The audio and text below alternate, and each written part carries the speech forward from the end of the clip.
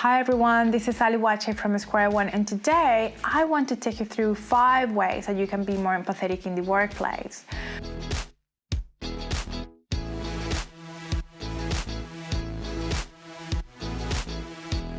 We know empathy is actually linked to business profitability, employee engagement, customer satisfaction, and customer acquisition. But why we're not being more empathetic in the workplace? Or why do we think empathy is actually not related to the business? It's actually got a lot to do with organizations and actually how we can create better businesses and better products. One of the things that you can do is actually to talk to a customer. Imagine if you could pick the phone once a week at least, and you're able to talk to someone else who probably loves your business, and they will be very happy to receive your call. They will be able to give you a lot of information about the things that they love and the things that they don't love. And ultimately you get that feedback, you can put it back into the business and create an improvement area that you're able to actually incorporate so you can listen to customers, empathize with them, at the same time to make them feel quite empowered. Another technique that you can use is actually asking why. The asking why technique is something that is used quite a lot during your empathy and your research phase. But what I mean by asking why in general in the workplace is actually asking those colleagues or peers or managers that are probably giving you instructions or guiding you through their own way of thinking, and you not understanding their point of view. What if you ask them why? And what if you ask why again and again? What if you were able to go deeper and deeper and deeper into that emotion, into that rationale, and you were able to actually understand their point of view? Remember, we all have different expectations, different ways of looking at things. So if you gain perspective, that will be so very powerful. So ask yourself, can you, in your next maybe work meeting or team meeting, ask someone who you disagree with why they're taking that point of view, and try to empathize with them a little bit more. Another technique that I will suggest is actually to leave your devices outside that meeting room. Imagine how good would you feel if you walk into a meeting room fully present and you were able to actually understand and listen to the person who is presenting, or perhaps to your other colleagues around you, and you were able to really walk away knowing that you were there and you were listening and you were empathizing.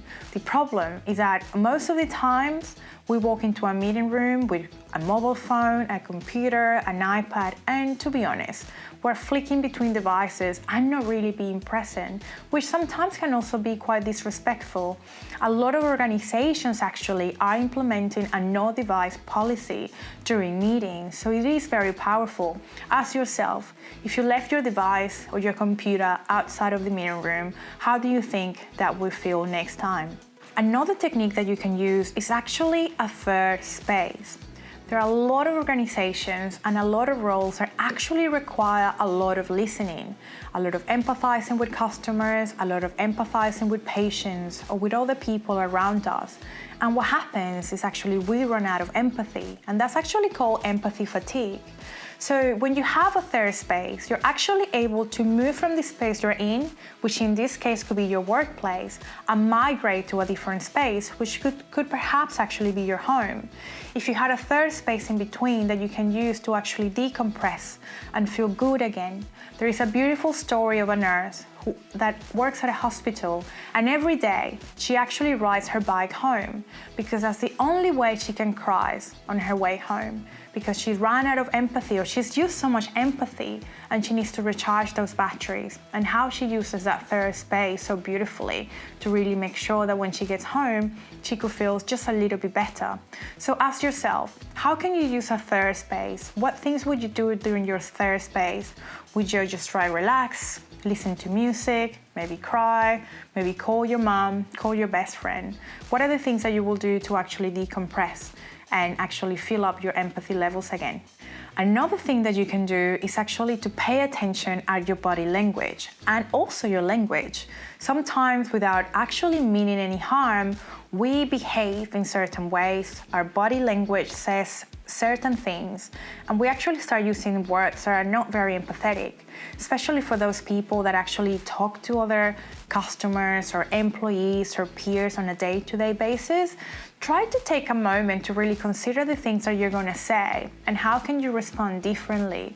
There are some beautiful examples as to how actually having a more empathetic and better positive language used during a conversation can enhance the overall experience during that process. It could be actually a redesigning experience that you're trying to create for new customers, and actually how the customer satisfaction levels can go up significantly just by the words that you use during that process. So ask yourself, what kind of language can you use next time to actually be more empathetic? Thanks so much for watching. Be compassionate, and remember, we are people talking to people. Bye.